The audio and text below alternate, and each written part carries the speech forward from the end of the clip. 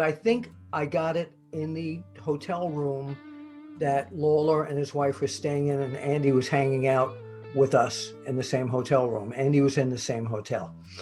So when I got home back on Long Island or in Queens, wherever I was, no, it was Queens at that point, I threw it in a box, like with Halloween stuff in my apartment.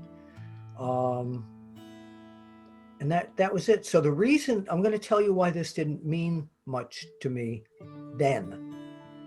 Mr. Weston, the publisher of the magazines, was very much like Vince Sr., Sam Muchnick, and all the traditional promoters. We're not doing anything on this thing because it's a comedian against a wrestler. It's deadly for the business. It's deadly for the magazine. So we did a 2-page story on it. That was it. The next day after the Letterman show, Jerry Lawler was supposed to come out to our magazine office. He did. Did Mr. Weston send a car out to get him? He was in New York, and Rockville Center, Long Island was a long trip. No, he said, let him take the Long Island Railroad like everyone else. Andy was backstage at the Garden, Madison Square Garden, and he recognized me from pictures of me in the magazine. And he asked me, what am I doing after the matches? I said, I'm going home. He said, how do you get home? He was starring in Taxi at this time. I said, I take the subway. He said, can I go with you? I said, sure.